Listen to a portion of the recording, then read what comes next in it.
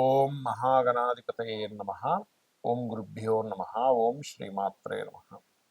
అరుణాం కరుణాతరంగితాక్షీం ధృతపాశాంకుశపుష్పబాణచాపాం అనిమాదిభిరావృతాం మయూకైః అహమిత్యేవ విభావయే భవానీం. శ్రీమాత్రే నమః.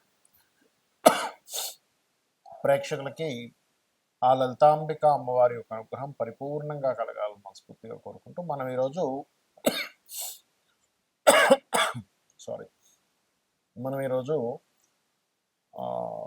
ఇంట్లో ఎటువంటి మొక్కల్ని పెంచాలి, ఎటువంటి మొక్కలు అవాయిడ్ చేయాలి అని చెప్పి తీసుకునేటువంటి విషయం ఒకటి. అలాగే మీ యొక్క జన్మజాతక చక్ర రీత్యా మొక్కల్ని గనక మీరు ఎటువంటి మొక్కలు దానం ఇస్తే మంచిది, మీకు తెలిసిన ఫ్రెండ్స్ కనో, ఎందుకంటే ఇచ్చిన వాళ్ళకి మంచిది, తీసుకునే వారికి కూడా మంచిది ఆ మొక్కని రక్షిస్తున్నందుకు. కాబట్టి ఏ ఏ లగ్నాల వాళ్ళు ఇటువంటివి చేయాలి. అలాగే ఒక ఇల్లు కొనుక్కునేటప్పుడు కానీ, ఇంట్లో ఉండేటువంటి నిర్మాణ విషయాల్లో కానీ, ఇంట్లో ఉండేటువంటి వస్తువుల విషయంలో కూడా ఎటువంటి జాగ్రత్తలు తీసుకుంటే మీకు బాగుంటుంది అనే విషయాలు మనం తెలుసుకుందాం.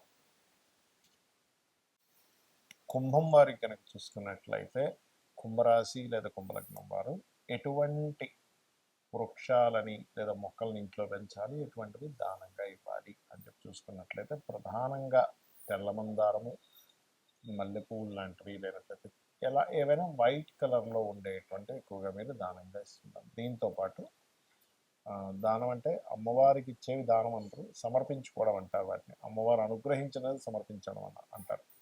లేదు ఎవరికైనా ఇప్పుడు బయట వాళ్ళు ఉన్నారు, ఏమంటే మీ ఇంట్లో కొన్ని మొక్కలు కొన్ని పువ్వులు తీసుకోవచ్చు అంటే చక్కగా ఇవ్వచ్చు వాళ్ళకి, దానిలో ఎటువంటి ఇబ్బంది లేదు.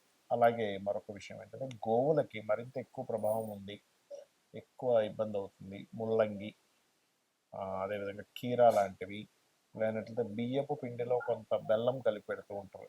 వీటి వల్ల కూడా మీకు ఖచ్చితంగా సహజంగా ఏంటంటే, కుంభం వారికి ఎక్కువగా పూర్వజన్మ కర్మ అనేటువంటిది 6వ స్థానాధిపతి చంద్రుడు అవుతాడు కాబట్టి మానసిక వ్యధ రూపంలో వస్తూ ఉంటుంది. అంటే మానసికంగా కలిగేటువంటివి ఏవైతే ఉంటాయో అటువంటివి వీళ్ళని ఎక్కువగా ఇబ్బంది పెడుతూ ఉంటాయి.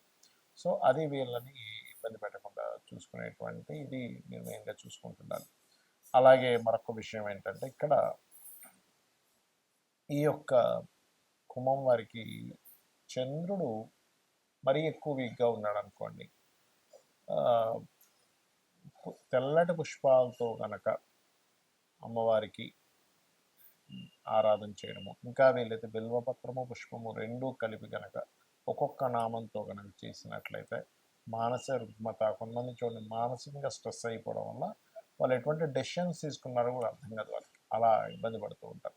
సో అదొకటి. ఇంకా మరి ఇంకొంచెం ఎక్కువగా ఇబ్బంది ఉందనుకునేటువంటి వారు గోవులకి అరటికాయలు ఉంటాయి, అరటికాయలు తినిపించడము.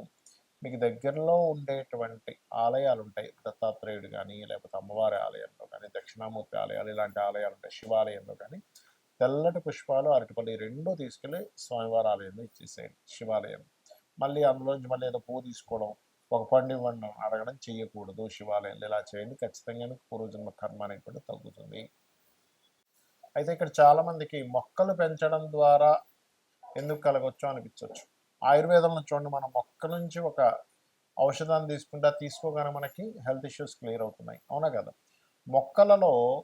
మొక్కల్లో కానివ్వండి, లేనట్లయితే మనకి వృక్షాల్లో కానివ్వండి, కొన్ని మనకి బిల్వ వృక్షం ఉంది, లేనట్లయితే మనకి ఈ రావి చెట్టు, ఈ తులసి చెట్టును అయితే మనం అమ్మవారిగా భావిస్తూ ఉంటాం. అంటే ఏంటి, మొక్కలలో మరియు వృక్షాల్లో కానివ్వండి, చెట్లలో కానివ్వండి, కొంతమంది సిద్ధులు కూడా ఉంటారు అని చెప్తుంది శాస్త్రం. అంటే అవి ఏమీ ఎక్స్పెక్ట్ చేయకుండా కేవలం అది ఇవ్వడం వరకే చేస్తూ ఉంటాయి.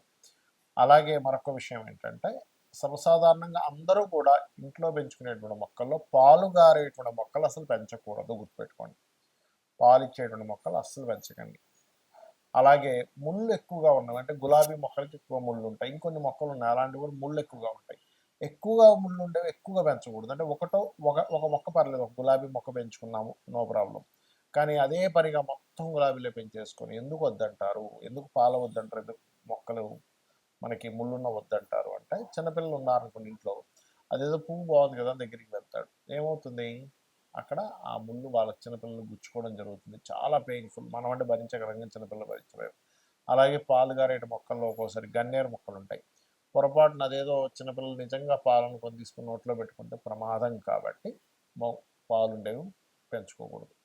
ఇక మరొక విషయం ఏంటంటే ఇక్కడ మనం 6వ స్థానంలో ఏ గ్రహం ఉంటే ఆ గ్రహ సంబంధించిన మొక్క దానం ఇవ్వచ్చు, ఆ గ్రహ సంబంధించిన గోవుకు తినిపించవచ్చు అని చెప్పుకున్నాం. ఉదాహరణకి రవి ఉన్నాడు, గోవుకి గోధుమ రవ్వ తినిపించడము, మరియు వీలైతే ఎర్రటి పుష్పాలు వచ్చేటువంటి మొక్కల్ని దానంగా ఇవ్వడం కానీ పెంచుకోవడం కానీ చేయొచ్చు. అలాగే చంద్రుడు ఉన్నాడు అనుకోండి, తెల్లటి పుష్పాలు వచ్చేటువంటి మొక్కల్ని పెంచుకోవడం కానీ దానంగా ఇవ్వడం కానీ చేయొచ్చు. అలాగే బియ్యపు పిండిని గోవుకు తినిపించవచ్చు. ఇవన్నీ ఏంటంటే పూర్వజన్మ కర్మను తగ్గించేటువంటి ప్రాసెస్. ఉదాహరణకి కుజుడు ఉన్నాడు, కుజుడు కనుక మీకు 6వ స్థానంలో ఉన్నాడు, అప్పుడు ఏం చేయాలి అంటే అప్పుడు కూడా ఎర్రటి పుష్పాలు కలిగేటువంటి మొక్కల్ని పెంచడము, ఆ పుష్పాలను తీసుకెళ్ళి దేవుడికి నైవేద్యంగా పెట్టడం చేయవచ్చు. అంటే దేవుడికి పుష్పాలుతో పాటు అంటే పుష్పాలు పూజకు వాడుకోవడము, క్యారెట్స్ లాంటి పదార్థాలతో చేసినటువంటి తీపి పదార్థాలు నైవేద్యంగా పెట్టడం చేయవచ్చు.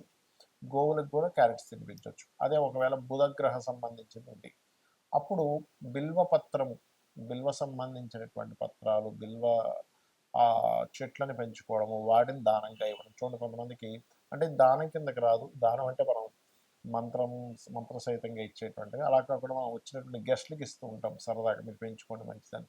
అది తీసుకున్న వాళ్ళకి మంచిదే, ఇచ్చిన వాళ్ళకి మంచిదే, గుర్తుపెట్టుకోండి. ఇప్పుడు దానం ఉందనుకోండి, ఉదాహరణకి పలానా దివాళీ దేవుడు బియ్యం దానంగా ఇవ్వండి, గోధుమలు ఇవ్వండి, నువ్వులు ఇవ్వండి అని చెప్తుంటాం. అదేంటంటే తీసుకున్న వాళ్ళు ఆ దోషాన్ని తీసుకొని మళ్ళీ గాయత్రి జపం చేసుకోవాలి. కానీ ఈ మొక్క విషయంలో అలా కాదు. వృక్షాలను మనం ఎంత రక్షిస్తూ ఉంటే అది వాతావరణాన్ని రక్షించడం ద్వారా, పర్యావరణాన్ని మనం తద్వారా మనం మంచి చేస్తున్నాం కాబట్టి ప్రకృతి మనకు మంచి చేస్తుంటుంది. ఎలా అంటే మనం చూడండి అంటుంటాం, ప్రకృతి మనకిస్తుంది, యూనివర్స్ మనకిస్తుంది అంటే యూనివర్స్ ఇవ్వడం అంటే ఏమీ లేదు. అక్కడ ఏంటంటే మీరు ప్రకృతికి మంచి చేసేటువంటి పని ఏదైతే చేస్తారో, మొక్కల్ని పెంచుకోవడం, మొక్కల్ని వేరే వాళ్ళకి ఇవ్వడం, తద్వారా ఆక్సిజన్ ఎప్పుడైతే పెరుగుతుందో సకల ప్రాణులకు ఆక్సిజన్ కావాలి బ్రతకాలంటే, తద్వారా మీకు మంచి ఇస్తుంది, మీకు ఉండేటువంటి దోషాలు తగ్గుతాయి. Because of natural 6th house అనేది బుధుడు యొక్క స్థానము. బుధుడు మొక్కలకు కారకుడు. అప్పుడు మొక్కలు పెంచడం ద్వారా, మొక్కలు దానంగా ఇవ్వడం ద్వారా, మొక్కల్ని 10 మందికి రక్షించడం ద్వారా 10 మందికి ఇచ్చి ఆ రకంగా మీరు మంచి ఫలితాలు వస్తాయి. అలాగే మనకు ఒక్కోసారి గురువు ఉన్నాడు పంచమంలో పాడైపోయి ఉన్నాడు అంటే ఎవరికి ఉంటాడు సర్వసాధారణంగా 6వ స్థానంలో, పంచమంలో కదా 6వ స్థానంలో, సింహలగ్నానికి గురువు 6లో ఉన్నాడు ఉదాహరణకి. అప్పుడు ఏం చేయాలి అంటే పసుపు రంగు పుష్పాలు వచ్చేటువంటి మొక్కల్ని దానంగా ఇవ్వడం కానీ పెంచడం కానీ చేస్తుండాలి. వాటిని తీసుకెళ్ళి అమ్మవారి దగ్గర, అయ్యవారి దగ్గర పూజకు వాడాలి. మరి అలాగే శుక్రుడు తెలుపు రంగు, అందులో తెలుపు రంగు పుష్పం ఏదైనా అనుకోండి, మల్లెపూలు అనుకోండి, లేకపోతే తెల్ల మందారం అనుకోండి, ఇలాగ చేయొచ్చు. అదేవిధంగా గోవులకు కూడా కాస్త ఈ తీపి చపాతీలు తినిపిస్తే కూడా అప్పుల బాధలు తగ్గుతాయని చెప్తుంది. మరియు అప్పుల బాధలు మరింత ఎక్కువగా ఉండేటువంటి వారు ఓం అపర్ణాయే నమః అనే మంత్రాన్ని చేయొచ్చు. ఇక శని ఏమిటంటే మరి శని ఉంటే అలాగా నలుపు పుష్పాలు ఉంటాయి, నీలరంగు పుష్పాలు ఉంటాయి అంటూ ఉంటారు. అలా కాదు, శని కనుక ఉన్నట్లయితే రావి చెట్టు మొదళ్లలో నీళ్లు వేయడం చాలా మంచిది. అలాగే నువ్వులు పూసేటువంటి కొన్ని మొక్కలు లాంటివి అలాంటివి దానం ఇవ్వచ్చు. అలాంటివి మీరు పెంచుకొని వాటి ద్వారా కూడా మీరు అంటే వాటికి ప్రాణం పోస్తున్నారుగా అది. ఇక రాహు అనుకోండి, ఇక్కడ ఏంటంటే గుమ్మిడి పాదు ఉంటుంది, గుమ్మిడి పాదుని కనుక పెంచగలిగితే చాలా మంచిది రాహు. కేతు అయితే ఏంటంటే చిక్కుడు పాదులు అల్లుకునేటువంటివి ఏవైతే ఉంటాయో మనకి పాదుల్లాగా ఉండేవి కూడా మనకి చేయొచ్చు. ఈ రకంగా మీరు ఈ యొక్క మొక్కల్ని పెంచడం ద్వారా, మరొకరికి ఇవ్వడం ద్వారా ఖచ్చితంగా మీ యొక్క జీవితంలో ప్రకృతి మీకు సహకరించి తీరుతుందో లేటువంటి సందేహం లేదు. శ్రీమాత్రే నమః.